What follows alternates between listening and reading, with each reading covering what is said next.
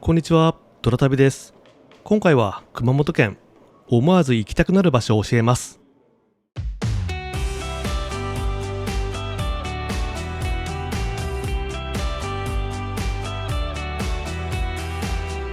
2日目の朝、今日は熊本市の南区へ行った後に大津で素敵なレストランを見つけ、珍しく阿蘇が快晴だったので阿蘇の火口を見に行きます。祝日で人も多く、思ったようにお店に行けなかったですが、逆に思ってもみなかった出会いもありました。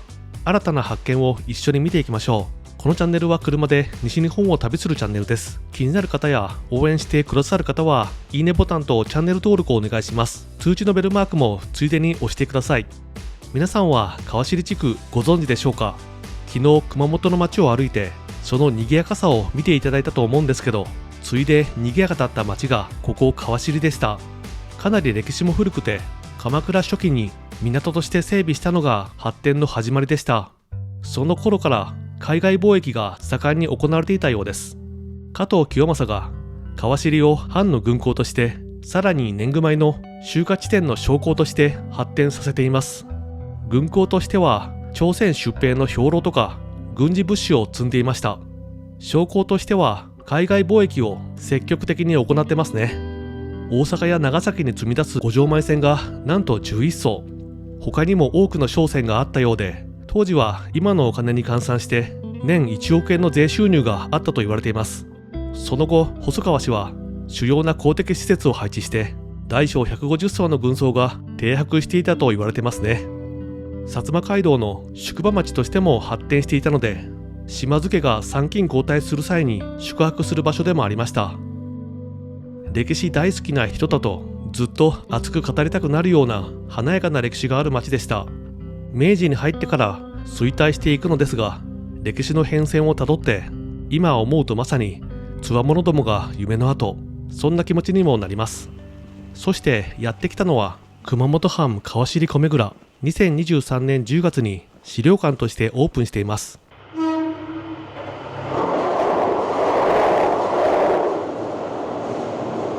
ここが最後で、向こうまで150メートル、年貢米を米皿積んでね、ここに着岸してた。ここから米蔵ね、ほら、こうも。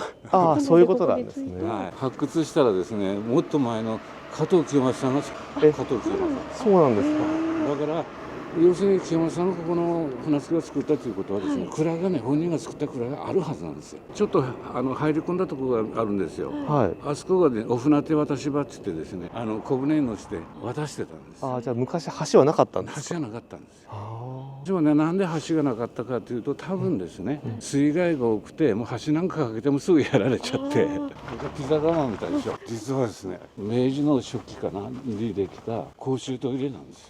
あ、これがですか。お手洗いですか。そうなんです。こっちがほら、こちらから用足したんでしょうけどね。へえ。亀があってね。ここにはありますよ、公衆トイレやるあ、本当と。この公衆トイレというのがですね、全国でも一番古いみたいです。で、扉いや、扉はね、どうでしょうかね。あったとは思いますけど、全然わからない。わかんないですね。わからない。資料も何も残ってないんですね。残ってないあここは一番有名で、こっちの橋の向こうの方からスタートで潮路を流してくるんですよ、ー船をね。うーん。で、ここがもう最後の頃、あ、最後の。ずっと流れてきますからね。ここはですね、名前も残ってて、殿様雁木って言ってですね、殿様がここに着岸するように。だからですね、石がね、よーく見ると違うんですよ。こっちが地元の石なの。で、ここの石だけはね、天草の石なんです。天草から持ってきた。へー天草の石って昔からものすごいやっぱりレベルいいんですよね。この辺の石は近場の。確かにそうですね。でしょ。木で作っちゃうでしょ。江戸の頃はですね、全国の米の中でも品質が一番良かったのはね、トップクラスは熊本やったんです。ああ、そうだったんですか。だから菊池米とご存知、今でも名前がありますでしょ。これもう交通量が多いんですよ。ああ、そうですね。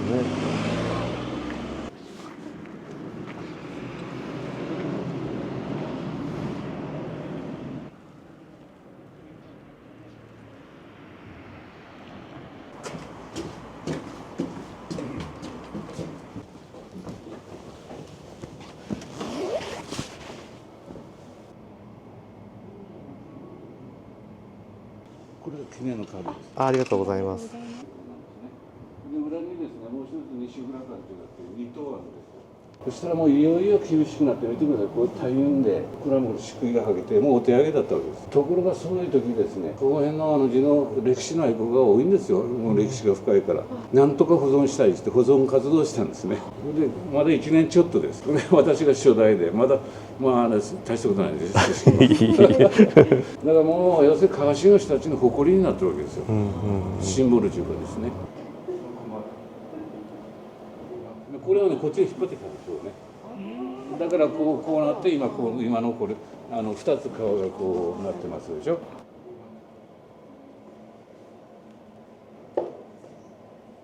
だからもう川尻という町はですね、造船と米ですよ。だからもう直轄で奉行所も置いてるでしょ。お寺がですね15あるんですよ。でこっちもいっぱい寺があって、ありがとうございます。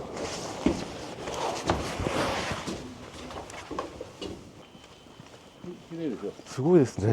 外面がね、もうそのままでいいですね。あ、いいですか。いいですいいです。すみません、失礼します。この上見てください、ほら。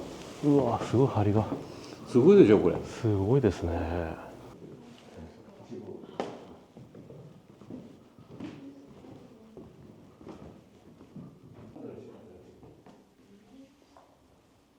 最近はあれですね、この大学のね、虫の一種ですね、こういう虫がなんかの食った跡みたいな。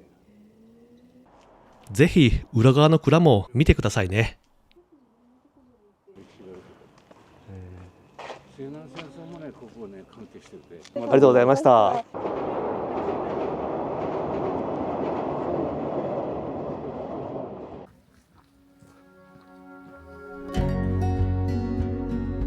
多くの歴史がある町で館長さんのお話も面白くて予定を過ぎてしまいます。もう少し時間を作って見て回ればよかったと思いました。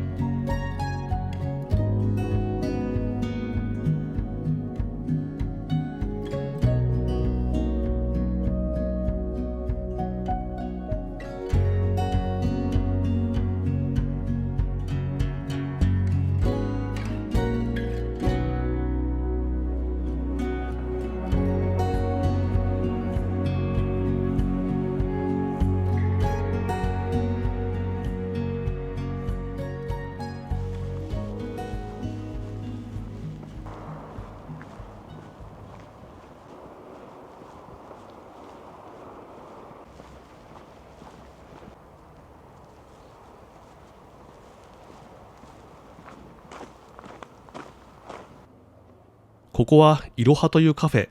ランチとかき氷の時間は分かれていました。かき氷がすごく美味しいと評判のお店。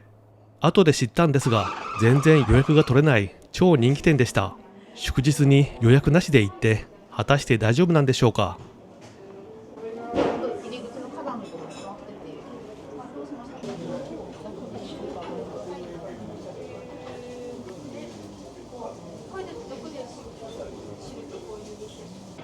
上がりですとか、今、積み込み中なので、また電話しますって言ったりとかして。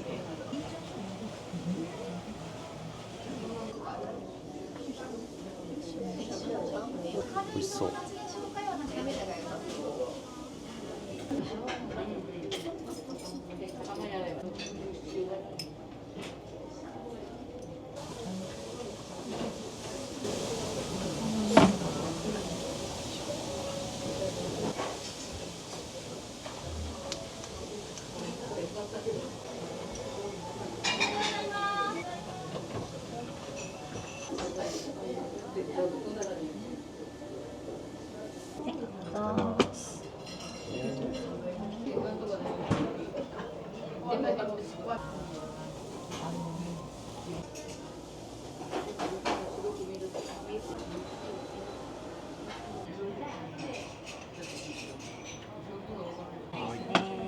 熱いので気をつけてください。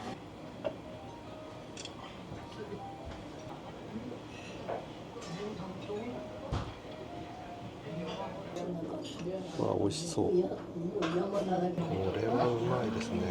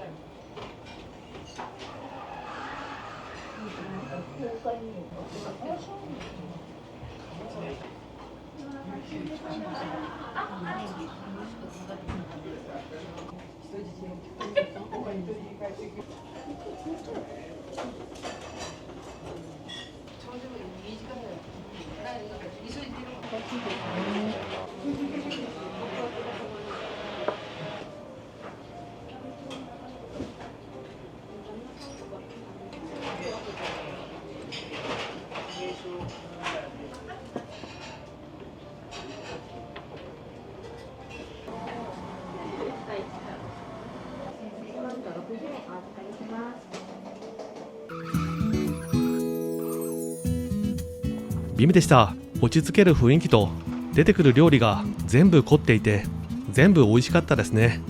年齢も性別も幅広い人が来ているのも納得です。これだけ忙しいのに料理が出てくるタイミングも食べた後に下げるタイミングも本当に気持ちよかった。予約は争奪戦みたいですから予約することをおすすめします。今回偶然座った窓際の席も最高でした。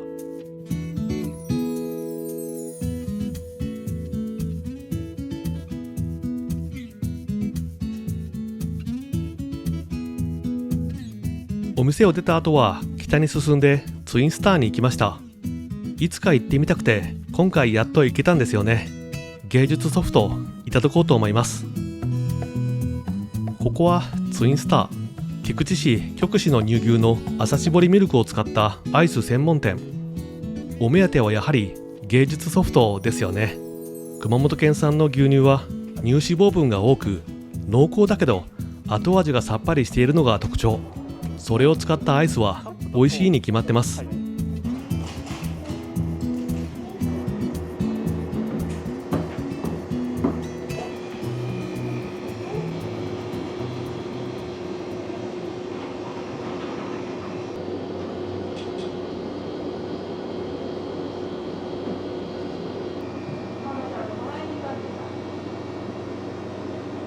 ございます。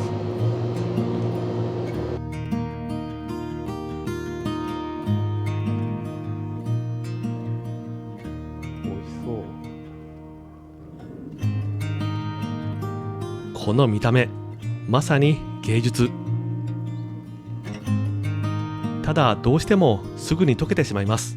2月の気温1桁でも数分持たない感じでした。夏に来て写真を撮るときは気をつけてくださいね。濃厚で後味はさっぱりというアイスクリーム、口どけに感動しますね。アイスクリームが口に触れた瞬間に溶けて濃い味に満たされます。アイスクリーム規格で製造していて全国的に見ても珍しいアイスなんです。来てよかったですね。見た目はもちろん印象的なんですけど味が本当に美味しい。Full stop. Can't believe I live in your thoughts. I think about you all the time, morning, evening, and midnight. Such a wonderful delight.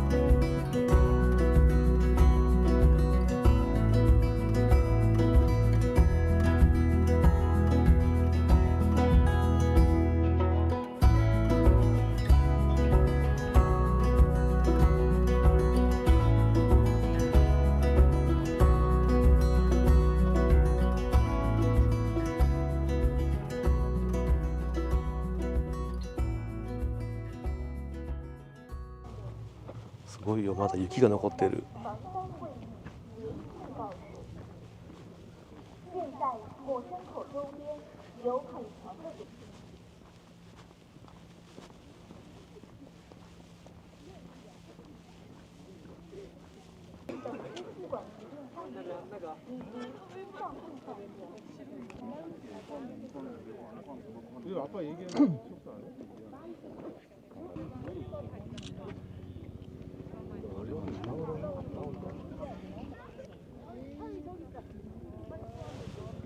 天気が良くて河口まで見えて何度見ても感動しますね。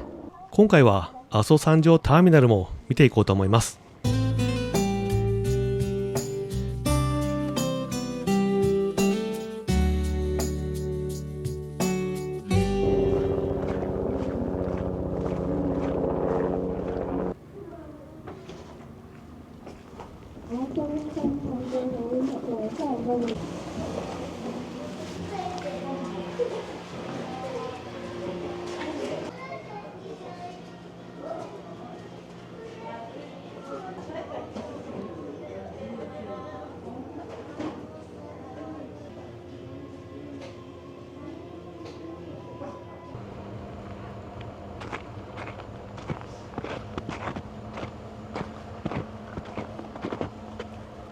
阿蘇山上神社由緒期。当神社は阿蘇神社の奥宮である。あ、そうなんだね。へ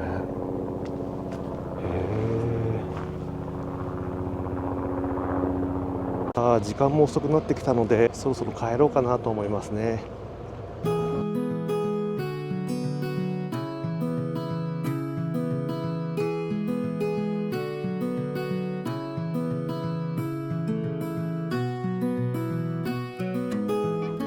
すごいですね。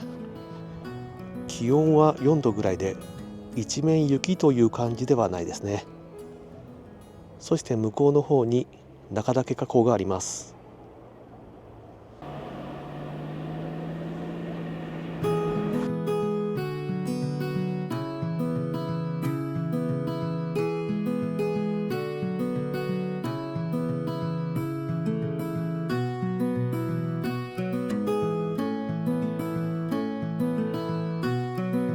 帰りは家族湯で疲れを癒して帰るというのが九州に来た時の旅の楽しみです。たびたび当チャンネルでも登場する植木の遊湾に来ました。さすが人気の温泉、2時間待ちでしたね。ということで山側を通って南関インターから帰ろうと思って走っていると、インターの手前で立ち上がる湯煙を発見します。一旦通り過ぎた後に引き返してやってきました。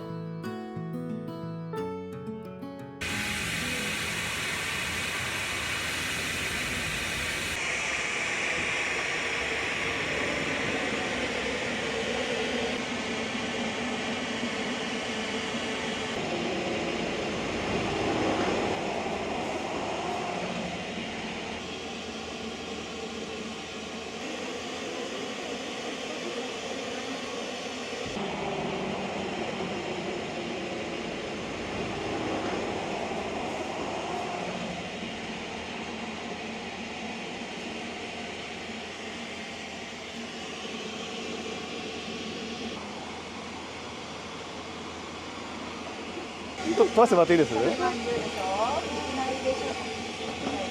あ、すごい。ハオツの小籠包食べてみよう。うわー、美味しそう。あ、確かにごま油効いてる。お腹空いていたから全部いただきました。熊本県の旅いかがでしたでしょうか。お城の周辺はまだまだ知らない場所もあって、コメントを参考にしてもっといろんな場所をご紹介したいなと思いました。今回初めて冬の阿蘇山に行って、どの季節に行っても阿蘇はいいなと感じます。次は隣の鹿児島県ですね。いろんなところに行ってきました。動画楽しみに待っていてください。それでは次の旅でお会いしましょう。またね。